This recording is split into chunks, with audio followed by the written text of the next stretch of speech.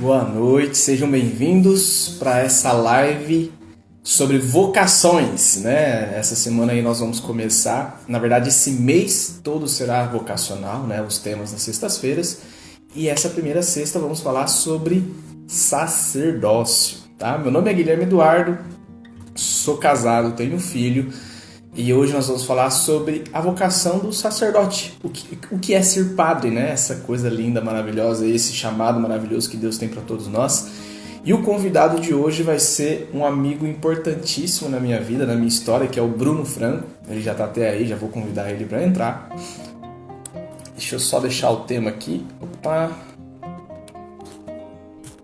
Vocação, sacerdócio.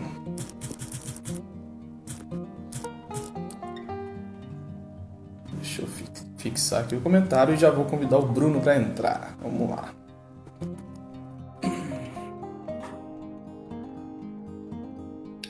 Vou guardar o Bruno entrar um pouquinho aí para a gente bater um papo. Boa noite. Só quem apareceu. Olha só. Tudo bem, Bruno? Bem, graças a Deus, por aí. Graças a Deus, tudo bem também. Ó, cenário bonito isso aí atrás, hein? Viu que chique? Bruno, queria agradecer de verdade, assim, por você ter aceito o convite. E antes de qualquer coisa, que você possa se apresentar, né, para nós. Sim, como você disse, sou o Bruno, tenho 34 anos, sou natural de Campos Novos, terra boa, terra querida. E estou no seminário, no 6º ano de seminário, 2º ano de teologia. E faço meu estágio pastoral na paróquia Nossa Senhora Aparecida de Rinópolis. Show de bola. E assim, gente, antes de qualquer coisa, já vão clicando no aviãozinho aí, já vão enviando, já vai convidando mais pessoas para participar dessa live, que hoje a live vai estar sensacional. E como que essa live vai funcionar hoje? Eu e o Bruno, a gente vai bater um papo, ele vai falar, né, como que foi esse encontro, né, com essa verdade que ele tem hoje, que é essa caminhada a ser padre. Ele vai falar umas coisas bem legais pra gente, e aí no final a gente vai abrir para perguntas, a gente vai responder algumas que já mandaram. Então as pessoas... Tem uma galera aí, Bruno, confundindo fogo no parquinho com vocação, porque fizeram umas perguntas aí que falar pra você, viu? Mas enfim... Bruno, queria que você começasse falando pra gente primeiro, assim, o que é vocação? O que seria vocação, assim? Vocação é aquela explicação clássica, né? Vocação, o chamado. É aquele chamado que a gente recebe de Deus. Né? E se nós falamos vocação como um chamado, ela vai exigir de nós uma resposta. E uma resposta para tudo, né, nessa vida e principalmente nessa relação com Deus, uma resposta livre, né? Livre e feliz, né, acima de tudo. Show. E Bruno, conta então um pouquinho pra gente da tua história, de como foi essa questão de decidir entrar no seminário, como que foi o seu chamado. Conta um pouquinho pra gente como é que foi tudo isso aí. Eu costumo dizer que eu dei um pouquinho de trabalho para Deus, né, nessa questão do meu chamado, né? Eu sempre admirei a figura do sacerdote, né? Quem me conhece sabe disso, mas eu sempre achei muito pro Bruno ser padre, né? E eu achava até que era coisa da minha cabeça, né? Por eu admirar o sacerdócio, todas as vezes que eu pensei nisso, eu falava, não é para mim não, né? Tô exagerando. E aí fui estudar, né? Fui trabalhar, fui morar fora. E aí quando eu estava terminando a faculdade, né, eu comecei a repensar a minha vida. E aí, nisso, o MUR teve um papel muito importante, porque dentro da faculdade tinha a questão do grupo de oração universitário, né, que eu tive muitas oportunidades de estar com Deus, né, e de dar uma oportunidade para Deus falar comigo. Eu sempre tive uma intimidade muito grande com Deus, né, eu costumo dizer que eu converso com Deus como quem conversa com um amigo, como nós estamos conversando aqui hoje. Sim. Mas algumas coisas a gente não quer ouvir, né? E aí, terminando a faculdade, eu parei para pensar e eu vi que eu tinha feito muitos planos. Eu tinha feito, né? Mas tinha os planos de Deus para minha vida que eu precisava olhar com carinho, né? E deixar Ele falar. Então foi quando eu comecei esse meu discernimento vocacional, né, dei alguns passos, né, participei de algumas oficinas, retiros, né, e aí cheguei à conclusão, né, Deus me mostrou, né, que essa seria a decisão acertada, né, seria o caminho a ser seguido.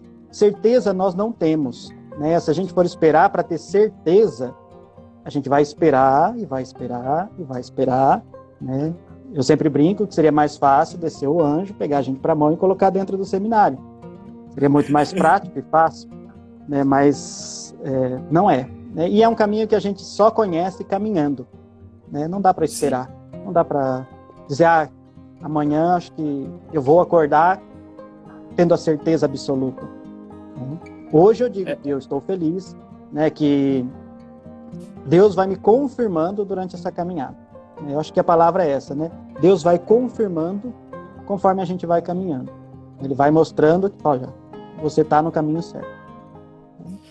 Muita gente vem falar comigo, Guilherme, ser padre ou matrimônio, não sei o quê, mas eu acho que eu não estou preparado. Falei, gente, nem eu estava preparado para tudo isso. Ninguém está 100% preparado, ninguém está 100% pronto. E outra, eu acho que você vai até falar isso hoje ainda, você não tinha certeza plena quando você entrou no seminário. Assim como eu também não tinha certeza plena quando eu comecei a namorar a Camila e decidi casar com ela.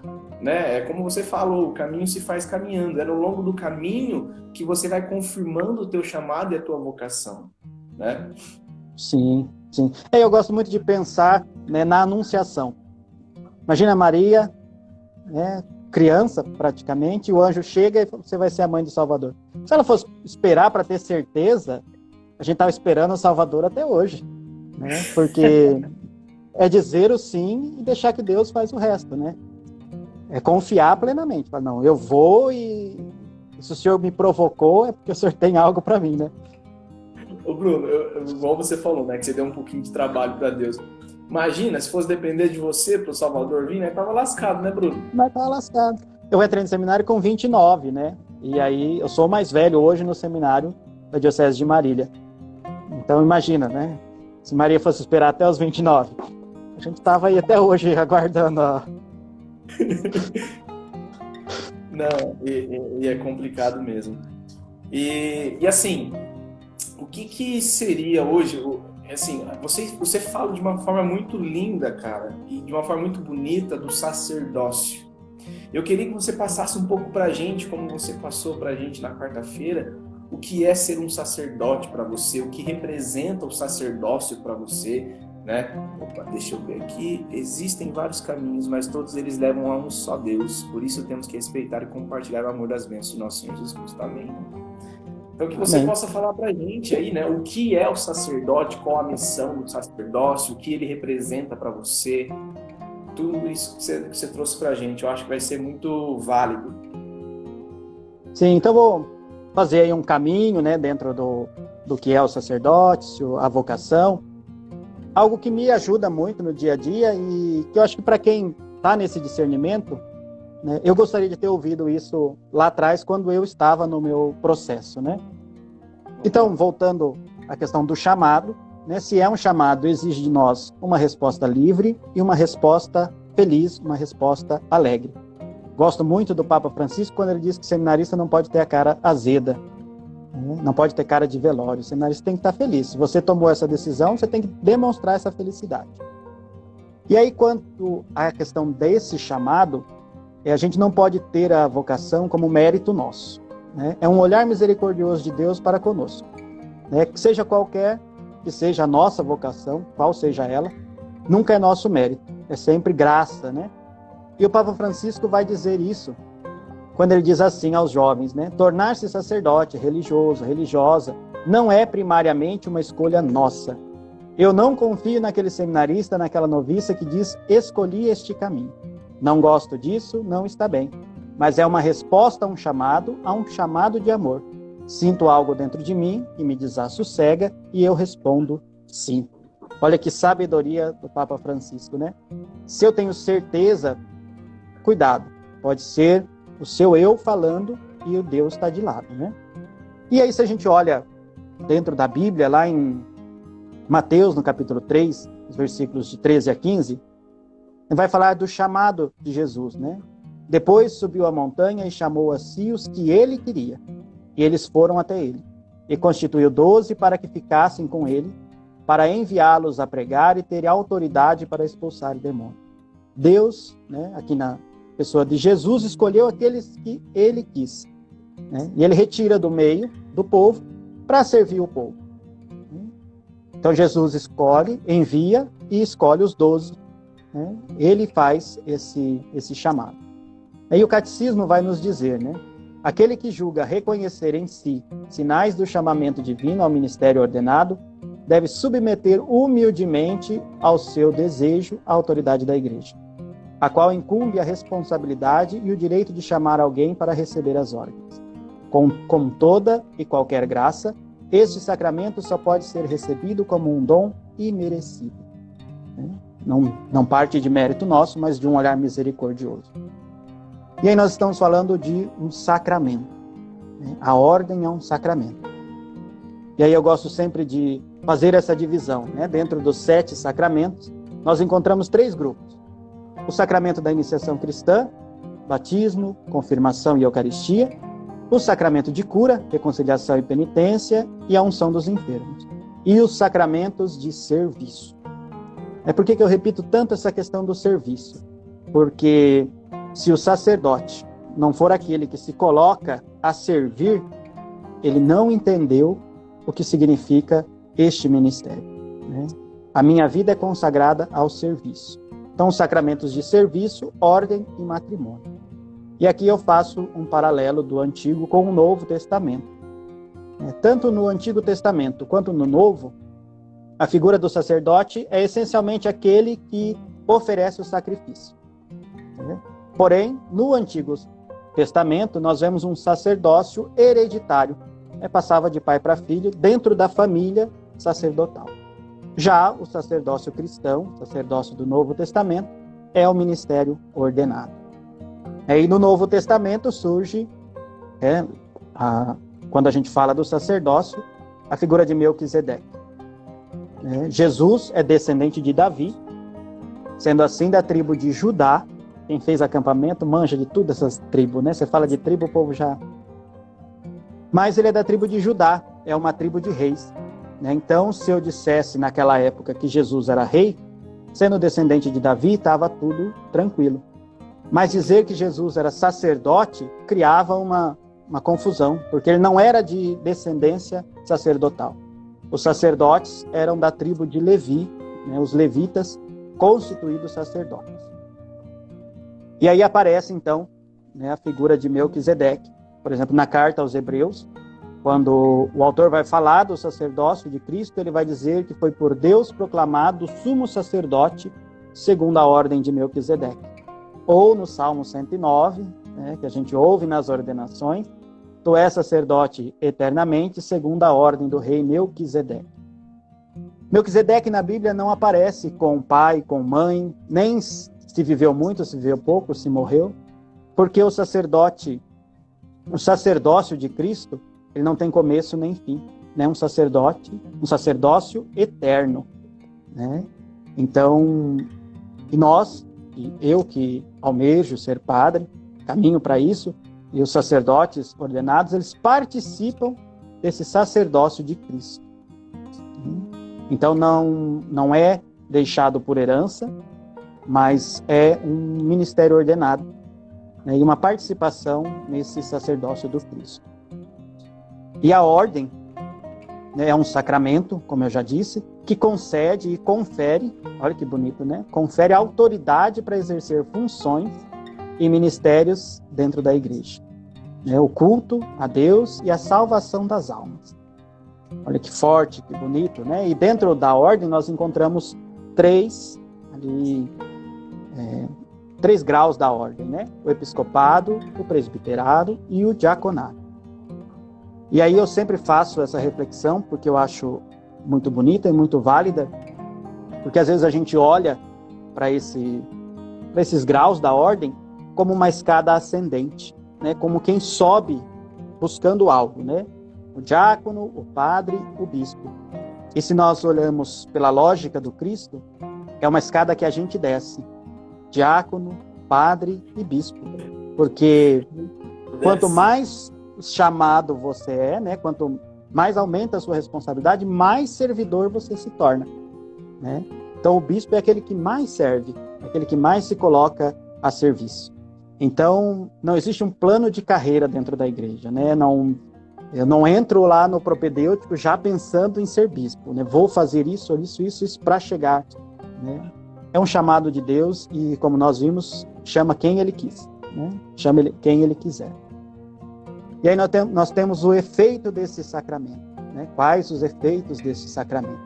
Aos que recebem este sacramento, recebem também uma marca indelével. Isso vai nos dizer o catecismo. Um caráter espiritual indelével.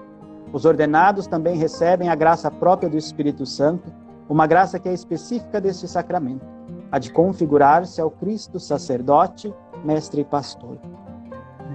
Por que uma marca indelével? Porque não se apaga. O sacerdócio não é recebido com um prazo de validade.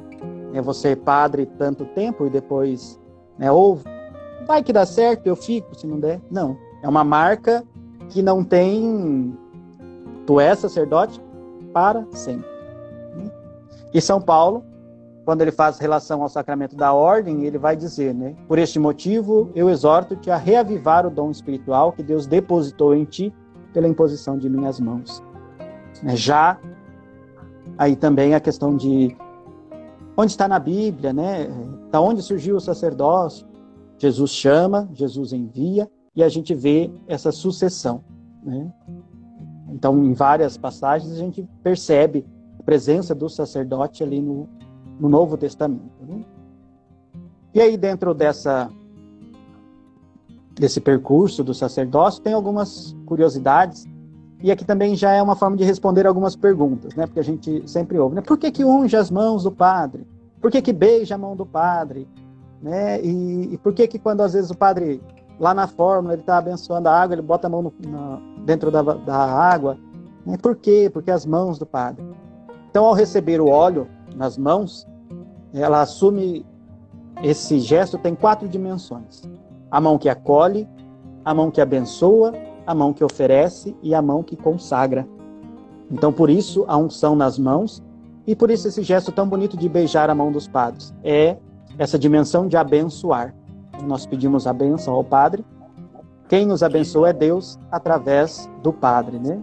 E são as mãos do Padre que trazem o Cristo para a terra, né? Não existe outras mãos senão a do sacerdote.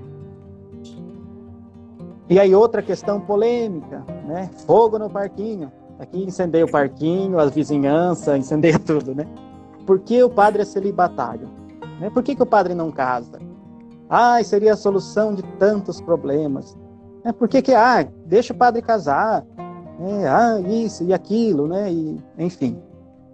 E aí vamos lá para o fundamento bíblico, né? Mateus 19, 11 e 12. Porque há eunucos que são desde o ventre de suas mães. Há eunucos tornados tais pelas mãos dos homens. Há eunucos que a si mesmos se fizeram eunucos por um amor do reino dos céus. Quem puder compreender, compreenda. Né? E aí a gente vai lá para o catecismo da igreja. Chamados a consagrarem-se totalmente ao Senhor e às suas coisas. Dão-se por inteiro a Deus e aos homens. O celibato é um sinal desta vida nova, para cujo serviço o ministro da igreja é consagrado. Aceite de coração alegre, anuncia de modo radioso o reino dos céus. Então, não é uma invenção também, né? O celibato existe na igreja desde sempre, só que ele não era obrigatório, né? Lá por meados do século XI, que ele vai passar a ser visto de uma outra forma, né? Com Leão IX, Gregório VII, nos 2 concílios de Latrão, né, que passa os clérigos a não poderem se casar, né, ou ter companheiras. Porém, no Concílio de Trento, 1545, ele passa a ser uma disciplina absoluta, né, para os clérigos que se ordenaram no catolicismo romano. E aí aqui eu destaco 3 razões para o celibato. A razão cristológica, porque é configurar-se ao Cristo, é participar do sacerdócio do Cristo. A questão da entrega total, né? Entregar-se sem reservas. E a questão escatológica, né? Dos fins últimos, né? É antecipar o céu aqui na terra. Quando naquela passagem Jesus diz que no céu ninguém se dará em matrimônio, não haverá necessidade de se dar em matrimônio, todos estarão completos. Então, o celibato é essa antecipação. E aí, dentro dessa antecipação, né, dessa razão, eu trago uma fala do Bento XVI, quando ele foi questionado, e aqui peço licença ao Papa Bento XVI para citar, né, esse trecho de uma entrevista, né, abre aspas: celibato é um escândalo, porque demonstra que Deus e o seu mundo futuro já são uma realidade de nosso tempo, e isso devia desaparecer. A crítica ao celibato pode surpreender num tempo em que a moda é não se casar. Mas esse não se casar é totalmente distinto do celibato, porque esse não se casar baseia-se num querer só para si, sem aceitar vínculos definitivos, enquanto o celibato é exatamente o contrário. É um sim definitivo, é um entregar-se nas mãos do Senhor. Fecha aspas. Achei interessante quando ele fala, porque, de fato, a gente vê tanta gente falando para não se casar, não ter compromisso, né? Se jovens falam no casamento, nossa, para que isso? Vai estragar a sua vida. E aí, quando o padre fala, né, o seminarista fala, eu sou seminarista, sou celibatário, eu penso, nossa, mas você não vai se casar? Para que isso? Né? Então, o mundo vive essa incoerência, mas quando o mundo fala para que nós não nos casemos, é justamente o que o Papa deixa bem claro, né? É um querer só para si. Eu quero ser livre para fazer o que eu quero. Não quero ter compromisso, não quero ter vínculos. E o celibato é justamente o contrário. É um sim definitivo e é uma entrega plena e completa a Deus. É se entregar sem reservas. E as pessoas que questionam o celibato, que criticam o celibato, esquecem de perguntar se a gente está achando ruim. Né? Porque quando eu decidi ser padre, eu sabia as implicações, eu sabia as renúncias, e eu aceitei. Né? Eu não entrei no seminário para mudar o mundo. Eu não entrei no seminário para mudar a igreja, para fazer a igreja pensar diferente. Não, eu sabia o que a igreja esperava de mim, enquanto seminarista e candidato ao sacerdócio. Então, o celibato faz parte e eu concordo. Né? Então, às vezes as pessoas pensam pela gente, né? Querem pensar pela gente. Mas sim, eu estou ciente, sou ciente, né? Consciente daquilo que a igreja pede e o que o sacerdócio pede. E aí nós vemos o efeito desse sacramento na vida do sacerdote. Então, os que recebem esse sacramento, recebem também... Ah, não, isso aqui eu já falei. Espera aí. Marca indelével, né? E é para sempre.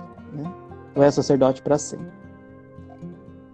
E aí, eu já aproveito uma pergunta que foi feita, né, para falar um pouquinho da questão formativa. Ela estava aqui para ser falada e teve uma pergunta, já casou, e a pergunta bem, né, que a pessoa quer saber verdadeiramente como é o seminário, porque ela tem uma péssima impressão do seminário. E eu espero que essa péssima impressão seja assim, tem um bando de vagabundo lá dentro, que não faz nada da vida e está lá fechado comendo nas custas do povo. Porque pode ser outra coisa, e aí eu nem quero entrar nesse mérito. Mas o seminário é uma casa formativa. Né? Não existe nada extraordinário dentro do seminário. É claro que se a gente passa e olha por fora, né, aquela casa, os muros, leva o nosso imaginário a criar muitas coisas. E aqui eu falo do seminário, da minha experiência de seminário. Porque talvez... se conversar com alguém que tenha passado pelo seminário e tenha tido uma experiência amarga, ele pode falar de uma outra forma. Eu digo com toda tranquilidade, estar no seminário é estar em casa. É uma casa, é uma família grande, com diversos pensamentos diferentes e com um ponto que eu acho que é ali crucial. Todos estão ali buscando o sacerdócio, e todos têm um espírito de liderança. né? Ser padre é estar à frente, é ser pastor. Então, são muitas pessoas parecidas em algumas questões, né? Então, é onde pode ter um atrito, mas é estar em família, né? Que família que não tem as suas diferenças, né?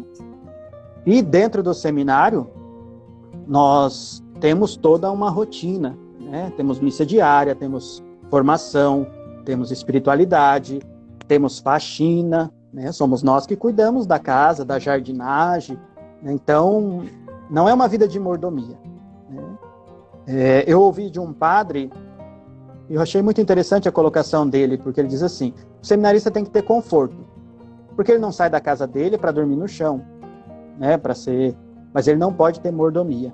E eu concordo, né? E nós não temos mordomia, né? É uma casa, e aqui eu já aproveito para fazer uma distinção, porque até 2018 nós estávamos no formato de formação provincial. Então, Marília recebia seminaristas de 8 dioceses diferentes em 2 casas, né? Uma de filosofia e uma de teologia. A partir de 2019, então aconteceu uma separação, e aí cada diocese mantém a sua casa formativa. Então, hoje nós somos formados por diocese. O que isso implica? Implica que nós estamos mais próximo do clero, do qual nós faremos parte, estamos mais próximo do bispo, e nós temos uma plena consciência do que a igreja particular da Diocese de Marília espera de nós, seminaristas e futuros padres. Então, esse modelo diocesano torna mais personalizada a nossa formação. E aí eu aproveito também e já falo das etapas formativas, né? Para quem está aí em dúvida, para quem está pensando, né? Então, são 8 anos de estudos. O primeiro ano é o propedêutico, que é aquele período de adaptação, né? Um ano, onde nós estamos ali para ganhar ritmo, digamos assim, né? Onde você vai entrar nessa dinâmica de seminário. Aí depois tem a etapa da filosofia, agora também chamada etapa do discipulado. E depois a teologia, né? Chamada de etapa da configuração ao Cristo. Então, propedêutico, filosofia e teologia.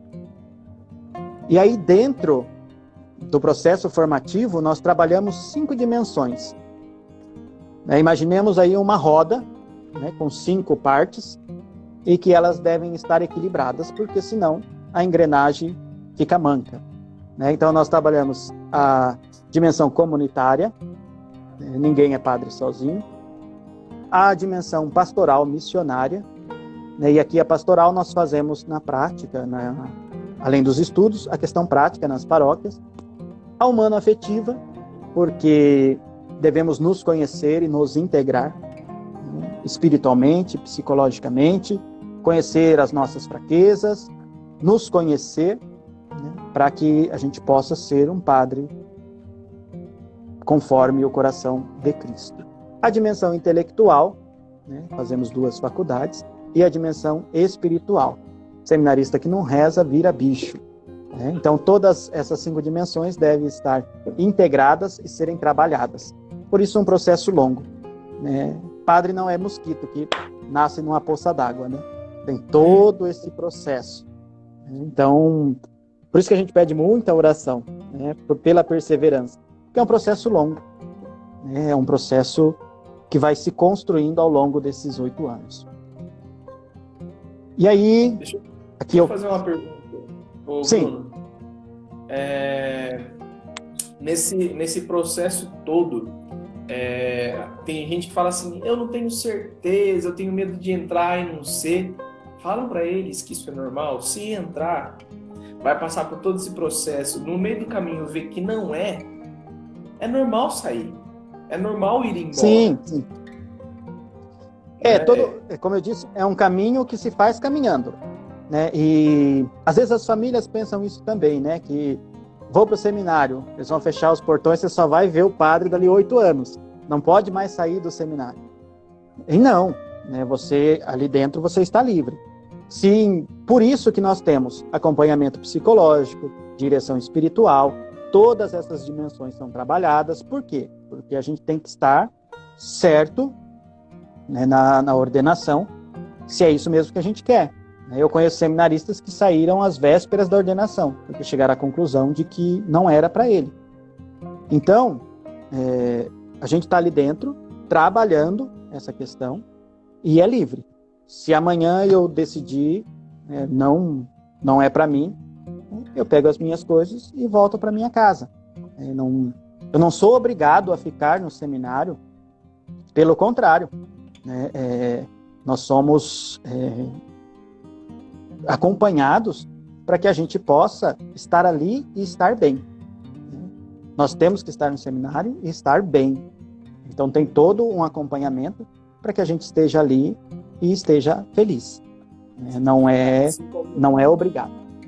Assim como no namoro, eu sempre falo pro pessoal, assim como no namoro é tempo de conhecimento, e eu sempre falo que namoro é feito para acabar, né? Você conhece o outro, se der certo, deu, se não der certo, parte para outra, né? Seminário também é assim, é esse tempo de conhecer a si mesmo, né? Conhecer um pouco mais esse chamado, conhecer a igreja em si, o próprio Cristo, para você falar, nossa, é isso que eu quero. Não é isso que eu quero, não é isso para que eu fui chamado.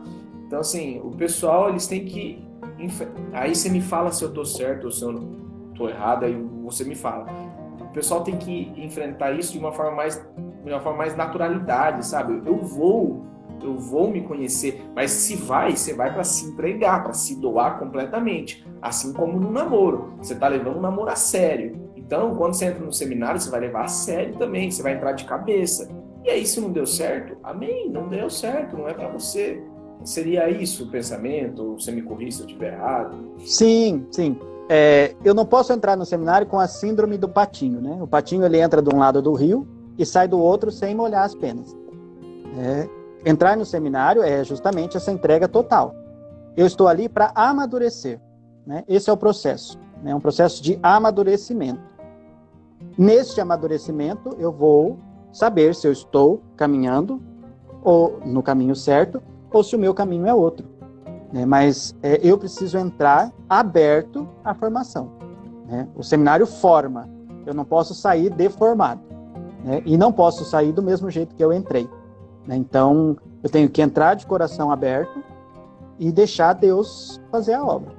Mas é uma entrega. Eu não posso entrar achando que, como eu disse, eu não entrei no seminário para mudar a igreja. Eu entrei para ser formado. E tem uma história, eu não sei se você vai contar ainda, ou se você já pode contar, que eu acho magnífica, que foi quando você foi no encontro e falaram das mãos, né, que trazem o Cristo até nós. Sim. Foi durante esse meu processo, né, e participando do MUR. E aí eu fui fazer uma oficina vocacional. Nesse encontro oferecia várias oficinas. Eu me lembro que eu fiz uma com Dom Alberto Taveira, também vocacional, que ele dizia que nós devemos buscar a santidade em qualquer que seja a nossa vocação, né? Seja profissional, seja na vida religiosa, mas que a gente deve buscar a santidade. E nesse dia, foi em São João del Rei, eu fiz a oficina, né? O pregador era do movimento Shalom, e aí no final entra uma irmãzinha, né, para dar uma palavrinha. Não estava ali na programação, mas ela quis entrar para falar. E aí ela falou, olha, jovem, você já imaginou que as únicas mãos que trazem Deus para a terra são as do Padre? E você já pensou que você está negando as suas mãos para Deus?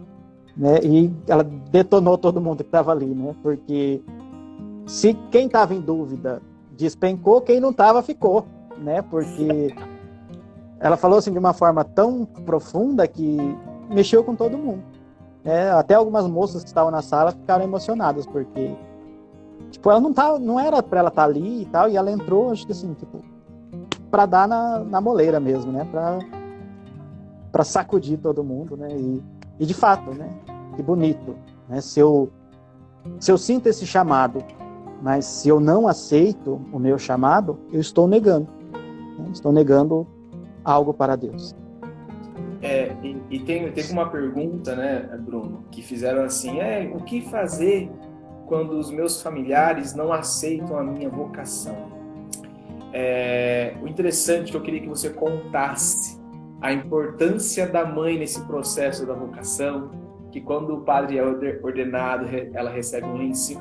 Conta essa história. Eu não sei se temos uma mãe, se temos um pai aqui nos acompanhando, mas se você, filho, que tem essa vontade, preste muita atenção no que o Bruno vai falar agora, porque isso você pode levar para sua mãe, você pode levar isso para os teus familiares, para eles verem o quão importante nesse processo é a mãe, né? É a família apoiar entregar essa doação do filho para o Cristo, né? Isso é lindo demais, Bruno. Eu não conheci isso aí.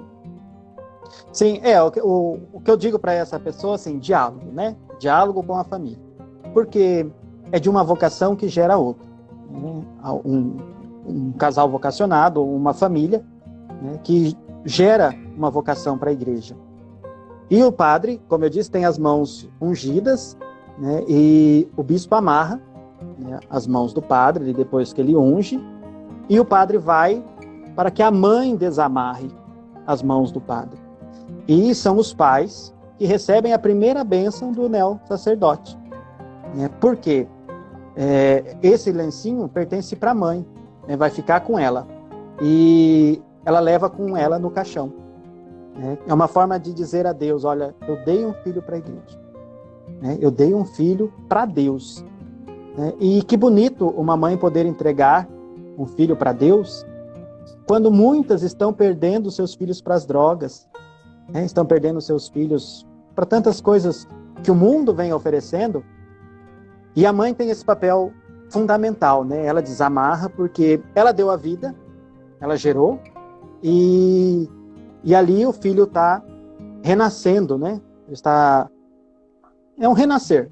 E é ela quem desamarra a mão do padre e recebe a primeira bênção. Né? Os pais recebem a primeira bênção. Então, a família é a base, né? A família é fundamental. Assusta quando o filho diz que vai para o seminário? Assusta. Né? A não ser que você venha de um processo longo que a sua família participe. Mas geralmente não é assim, né? A gente nunca conta, né? A gente vai, né? Porque a gente às vezes acha até que é meio loucura da cabeça da gente, então a gente vai seguindo e... É lindo, né, Bruno? Sim, é lindo um filho padre, o filho do vizinho, né? O filho do outro, né? Toda mãe quer ter um filho padre, do vizinho. Brincadeiras à parte, mas é um susto, né? É um susto porque todo mundo tem projetos. Né? E no meu caso mesmo eu fazia projetos e a minha família participava desses projetos, né? E aí quando eu digo que vou ser padre, cadê tudo aquilo que nós planejamos juntos, né? Então assusta, né? Mas depois a gente, né, com o passar do tempo, vai se tornando a alegria, porque todo mundo caminha com o seminarista, a família toda caminha com o seminarista, né? E aí se você tem a família que não apoia, dialogue. Né? Apresente para eles a vocação, apresente o sacerdócio, apresente, né, se é menina, a sua vocação, e siga, mas não desista. Né? Não desista. Obstáculos tem, porque Jesus disse que não seria fácil, mas não desista. Mas também não cause desunião. A vocação não é para desunir.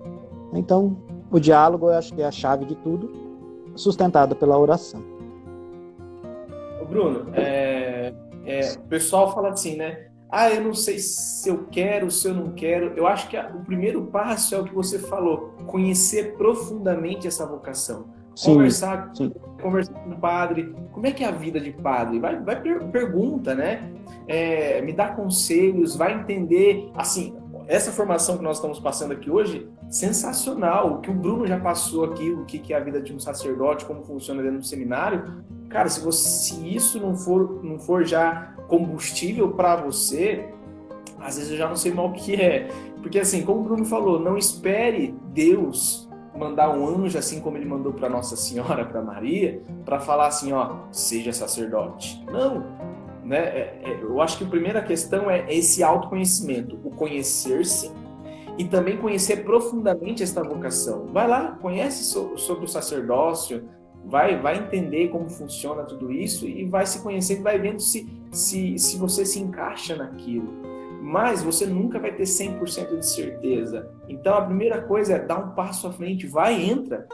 Igual eu e a Camila, a gente começou a namorar e noivamos e casamos, e no processo que a gente foi, a confirmação do nosso chamado foi acontecendo. E com você é a mesma coisa que está acontecendo, não é, Bruno?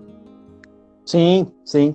E Deus, ele vai dando alguns recadinhos, né? Ele vai dando alguns sinais. Eu me lembro que num encontro, eu sentadão lá, e a mulher pregando e tal, e ela, é porque Deus chamava Samuel, Samuel, né? Porque Samuel tinha um chamado.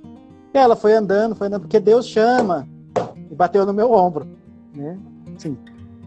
Ela nunca tinha me visto, né? Deus chama. Aí o pessoal já começou a escrever bilhetinho, mandar, né? Aí, olha. Então Deus vai mostrando, né? Às vezes ele chega a ser bem claro, né? Porque ele não desiste, né? Então, assim, o anjo descer?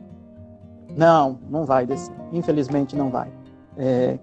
Você sonhar, você até pode sonhar que você é padre, que está celebrando missa, né? A gente sonha, mas 100% de certeza? Não. E não espere ter certeza, né? Não espere. Faça esse processo, né? Vai conhecer o sacerdócio, vai fazer uma direção espiritual, um discernimento vocacional, procure um padre, faça um acompanhamento com ele, né? Se não está gostando daquele padre, não se identificou, procure outro. Vai conhecer o seminário, né? Não precisa criar uma fantasia do seminário. Pode ir lá conhecer, as portas estão abertas, né? Todo mundo é bem-vindo. O seminário é uma casa, né? Uma casa de portas abertas. Então, e eu digo para todos, né? Se quiser conhecer o seminário, é bem-vindo, né? Para ver como é que funciona, como é que é a estrutura, né? Se cria tanta fantasia, né? Será que tem algum lugar que não pode entrar? Será que tem uma porta que não pode passar? Como é que é lá dentro? Né? Como é que eles se vestem? Como é que eles se comportam? Pode conhecer que será bem-vindo. Não, e isso é maravilhoso. Cara, teve uma vez que eu estava rezando simplesmente perguntando a Deus minha vocação, eu escutava que era sacerdócio, apareceu uma propaganda de batina no Instagram. Fique atento aos sinais, né? Deus, ele pode falar, assim, o anjo que Deus mandou para Maria, esse anjo que Deus pode enviar para você através de sinais, pode ser pessoas, pode ser música, através da palavra, através do seu sonho, enfim. Mas a certeza, o Bruno pode falar melhor que eu, você nunca vai ter antes de tomar a decisão. Você vai tomar a decisão muitas vezes na incerteza. Eu queria que você repetisse, Bruno, uma coisa que você falou no começo. Aquilo que, né, aquietou e te incomodou. Qual foi a palavra que você usou? Desassossega. Aquilo que desassossega. Quando Deus chama, ele te desassossega, você não fica sossegado, sabe? Você fica incomodado, aquilo vai mexendo em você assim, ó. E aí você tem que dar uma resposta, sendo ela sim ou sendo não. Mas você tem que dar. E a resposta é essa de amor. Então, assim, o primeiro passo vai ser sempre de Deus, né, Bruno? Sim. É sempre esse olhar misericordioso, né? Ele chama. E essa questão de ter certeza é tudo muito novo, né? Eu me lembro, por exemplo, quando eu cheguei no propedêutico, né, dia 9 de fevereiro de 2015, às 10 horas da manhã, né, meus pais chegaram comigo, eu coloquei as malas no quarto, despedi dos meus pais, eles foram embora. E agora? E agora, José? Estava eu lá, com mais 3 jovens, que eu não os conhecia do retiro, mas muito pouco, com o padre, com a funcionária da casa. E agora? Aqui estou, né? Aí o quarto é novo, é tudo novo, a rotina nova. E aí você vai construindo, né? Mas o interessante de tudo isso é a paz que isso te traz. Você está inquieto com todas as novidades. É tudo novo, né? Você caiu ali de paraquedas dentro de uma casa nova. Mas você e Deus é uma paz que não tem como descrever. É você colocar-se diante do sacrário para falar com Jesus e fala, putz, cara, acho que é isso mesmo. É o coração se sossegar. Né? Ele estava desassossegado. Né? E aí você parar e falar, nossa, é tudo novo, tá uma bagunça a minha vida, eu tenho que me adaptar a tantas coisas, mas o meu coração está leve. Né? O meu coração está em paz com essa decisão. É por isso que eu digo que é uma construção, porque a cada dia isso vai se confirmando na sua vida. Então, Bruno, uma coisa não que pode a gente ter não medo. combinou. Uma coisa que a gente não combinou aqui, deixa eu colocar você na berlinda. Quais seriam os motivos de eu não entrar num sacerdócio? Não entrar para o seminário. Um exemplo que eu vou te dar aqui. Estou fugindo de alguma coisa, né? Sim. Quais seriam os motivos assim, falar, não, eu não vou entrar no seminário por causa disso? O pessoal, algumas coisas colocam pra gente, alguns questionamentos, mas aí eu digo pro jovem, né, para aquele assim, se você não está resolvido com sua sexualidade e você está procurando um lugar para se refugiar, não entre no seminário. Se você sofreu uma decepção amorosa, está aí perdidão da vida, né, sofrendo por amor, não entre no seminário. Se você não se sente chamado, não se sente tocado, se você não acredita nesse processo, não entre no seminário. E se você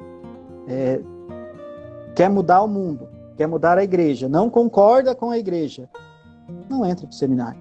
Né? O seminário não é fuga, o seminário não é decepção amorosa. Eu digo por mim, eu não estou no seminário porque eu estou fugindo de algo, me escondendo de algo. Não estou no seminário porque não tenho a minha sexualidade resolvida e achei no sacerdócio uma maneira de mascarar. Não. Né? Como eu disse, é uma decisão livre de um encontro pessoal com Deus. De um chamado que parte de Deus. Se você não confia, se você... Enfim, né? Tantas coisas. Se você quer fugir de algo, quer se esconder de algo, se você busca uma carreira profissional, né, vendo o sacerdócio como uma possibilidade de casa, comida, roupa lavada, carro e um plano de carreira, foi como eu disse. Né? Quanto maior o chamado, maior o serviço. E a gente tem que ter em mente que o padre é padre 24 horas por dia. Né? Eu não sou padre das 8 às 5 e depois eu tenho uma vida paralela. Né? E uma coisa também que a gente tem que pensar é que ninguém tem vocação para seminário. Né? Ninguém tem vocação para ser seminarista. A vocação é para ser padre, seminário é o processo. Assim como ninguém tem vocação para ser namorado e vocação para ser noivo. Se a vocação é o matrimônio, namoro e noivado é processo, né? Conhecimento. Então, não se esconda de você mesmo. Olhe no espelho, tenha certeza de quem você é e do seu encontro pessoal com Deus. Eu sei bem quem é o Bruno, né? Me conheço e tenho firmeza na minha decisão.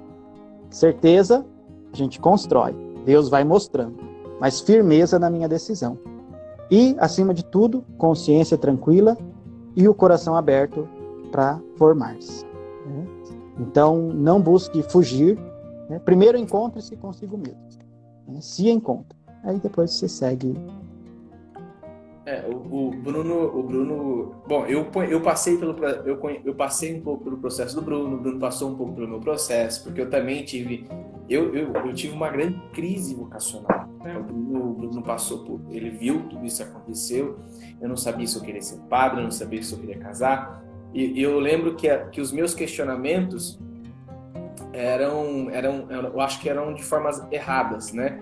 Porque eu pensava assim, não, eu quero saber aonde que eu posso servir mais a Deus, né? Aonde eu posso servir mais, se eu vou me desgastar mais como sacerdote ou se eu vou servir a mais como casado. E eu virei a chave, porque essa não era a questão. A questão era uma resposta. Eu precisava dar uma resposta para um chamado de amor, uma resposta de amor também, né? Então eu não tinha que eu definir as coisas tipo assim, não, aonde eu posso servir mais. Eu acho que era uma coisa mais até de, como que eu posso dizer, tudo é vaidade. Eu acho que era uma coisa mais de vaidade, né? Onde eu podia mais. Não, era uma resposta que eu tinha que dar, né? E eu também tinha que me encontrar. E eu não me conhecia muito bem. Hoje eu vejo que eu não me conhecia muito bem. Então eu acho que o primeiro passo, e aí você pode até complementar, Bruno, é o autoconhecimento, como a gente está falando desde o começo aqui. É você se questionar, é você ver o que o Guilherme gosta de fazer, o que o Guilherme não gosta de fazer, o que tira a paz do Guilherme, né? O que move o Guilherme, o que motiva o Guilherme. Quando você começa a entender essas coisas, você começa a entender um pouco mais de si e um pouco mais do que Deus tem chamado para tem chamado, entende? Então, assim, o que me move, o que me motiva hoje em dia, o que me chama atenção para querer ajudar dentro da igreja? Você vai começando a ver as coisas um pouco mais, né? Então, eu acho que a primeira questão, a primeira parte do discernimento vocacional é o autoconhecimento. O que você diz, Bruno? É isso, não é? Sim, sim. Como eu disse, é você fazer o encontro consigo mesmo, né? Se conhecer, conhecer as suas fraquezas, os seus limites. É porque o medo ele tem o seu lado bom, desde que ele não nos paralise, né? Eu tenho medo de tomar a decisão. O medo vai nos fazer pensar, e ele deve nos fazer crescer, e ele deve ser superado, né? E uma das questões que foi colocada para a gente na vivência vocacional por Dom Luiz, eu tenho ela anotada até hoje nos meus cadernos, que ele questionou por que nós queríamos ser padres. Aí todo mundo, né? Porque eu quero ser padre para isso, que eu quero ser padre para aquilo, que eu quero ser padre para não sei o quê. Lindo, né? Aquele monte de... E aí ele perguntou, vocês querem ser padres para fazer ou vocês pensam em ser padres? Porque muitas vezes, como você falou, aonde eu posso servir mais? E aí a gente vem num ativismo, né? Nossa, fazer isso, fazer aquilo, fazer isso, fazer aquilo, fazer isso, fazer aquilo. E a gente esquece do essencial, que é o ser padre. Porque pode chegar um dia que eu não vou poder rezar a missa. E aí o que vai falar mais alto é o ser padre. Talvez chegue um dia que eu não possa fazer um trabalho pastoral. Agora na pandemia, né? Está todo mundo limitado. E se eu não tenho consciência do ser, né, e eu estou preso no fazer, eu entro em parafuso. E nessa questão do sacerdócio, é muito, muito presente essa questão do ser, trabalhar o ser, né? Então por isso que eu digo se reconhecer, né, se conhecer, se trabalhar. Dentro do seminário a gente trabalha 5 dimensões, mas enquanto vocacionados, enquanto no processo de discernimento, eu também devo fazer esse processo. Se eu não sei quem eu sou, como é que eu sei aonde eu quero chegar? Se eu não me conheço, como que eu vou conhecer? Como que eu vou fazer um plano de futuro? Né? Se eu sou uma pessoa instável. Hoje eu quero, amanhã eu não quero mais. Então, eu preciso me conhecer para saber onde eu quero chegar. Né? E aquela história, como é que eu posso me doar se eu não me tenho? Sim. Né, tem uma comparação, né, que um padre fazia com a gente nas aulas, que eu posso pegar um copo pela metade, cheio d'água, né, pela metade, colocar em cima da mesa e falar para alguém, molha a mesa. Ela derruba o copo e o copo molha a mesa, mas o copo fica vazio. Nesse processo de discernimento, nessa caminhada vocacional, a gente tem que fazer o copo transbordar, porque ele vai molhar a mesa, mas ele vai permanecer cheio. Então, esse processo de se autoconhecer é transbordar. E do que a gente transborda? Do amor de Deus. Um copo pela metade, ele pode molhar, mas ele vai ficar vazio. Se eu não me conheço, em algum momento eu vou estar vazio e eu vou estar em crise. Então, se eu me conheço, eu vou me preencher e vou transbordar. Então, nós devemos transbordar. Muito bom. E a gente só tem mais 5 minutinhos. Eu queria saber se a galera tem mais alguma pergunta para fazer para nós. Nós temos 5 minutos para responder, então se vocês tiverem mais alguma dúvida, mandem que a gente vai respondendo aqui. Enquanto isso, eu queria até perguntar para você, Bruno, fala um pouquinho aí desse cenário, que parece que é pimenta, se é marceneiro. Fala Então, eu faço um pouquinho de tudo, né? Eu gosto, né? E eu tenho um hobby, que é uma coleção de coisas antigas. Dentre eles, né? Aqui a gente vê a minha coleção de pimentas. Sou eu quem faço, né? Então aqui tem de tudo, da doce à mais ardida do mundo. E tenho aqui atrás uma coleção de objetos antigos, a maioria de ferramentas, né? Porque eu gosto da marcenaria, como bom devoto de São José, né? Então tenho muita coisa aqui, né? Gosto muito das coisas antigas, não de viver no passado, mas de admirar, né? Como era, né? As coisas antigamente. O Fábio falou que fez uma pergunta lá em cima, deixa eu ver.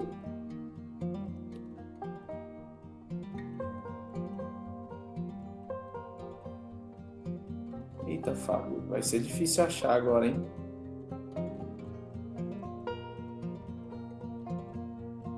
Se o Fábio puder fazer de novo, a gente agradece. Falando nisso, eu recebi uma pergunta que fez o seguinte: Fábio, escreve pra gente de novo, fazendo favor, que a gente vai responder, tá? Eu não tô conseguindo achar aqui rolando. Bruno, fizeram uma pergunta: por que homens viúvos podem se tornar sacerdotes? Sim, vamos lá. Porque quando nós falamos do matrimônio, nós estamos falando de um sacramento que ele acontece aqui, nessa terra, né? Como eu disse, quando Jesus fala que na vida futura não nos daremos em matrimônio, então o casamento, quando morre um dos cônjuges, ele se encerra, né? Que até a morte o separe. Então, quando o homem ele perde a esposa, ela morre, ele pode assumir, né, o sacerdócio, e aí ele vai fazer todo o processo, e aí ele passa a assumir, então, a questão do celibato. Então, o viúvo, ele pode se tornar padre. Não é comum, né? Porque na maioria das vezes a gente vê que o viúvo não consegue ficar sozinho, e logo ele já, né? Ou ele fica sozinho, mas ele vai viver, né, a vidinha dele.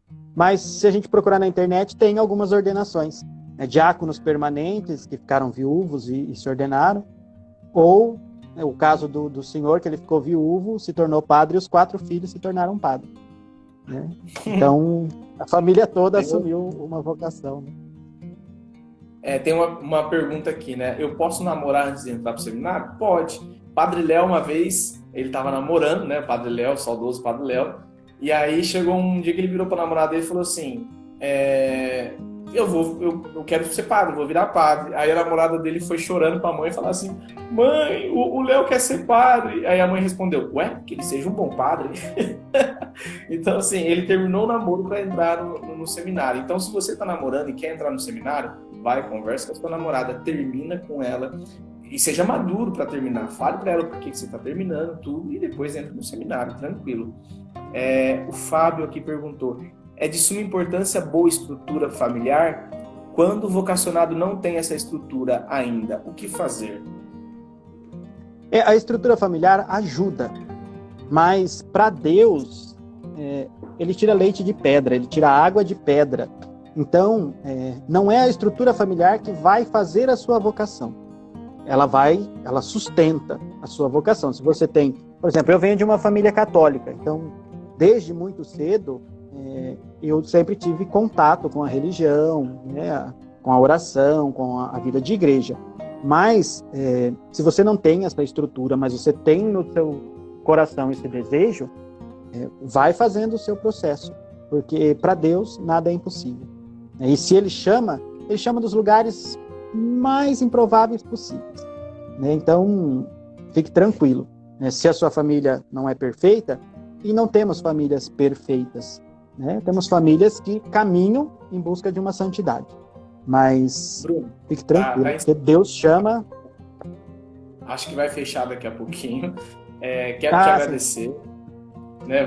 Já vai encerrar a live. Quero te agradecer muito pela tua presença. E antes de eu deixar você falar as palavras finais, eu quero dizer para o pessoal o seguinte: sexta-feira que vem a live é sobre matrimônio, tá? Então fica o convite para vocês aí, quem tem dúvida vocacional, tudo bem. Bruno, você tem 20 segundos para despedir. Agradeço o convite. Peço a Deus que ilumine a todos vocês. Me coloco à disposição. Quem quiser conversar, pode me chamar aí nas redes sociais para tirar as suas dúvidas. Fiquem todos com Deus e uma santa noite a todos.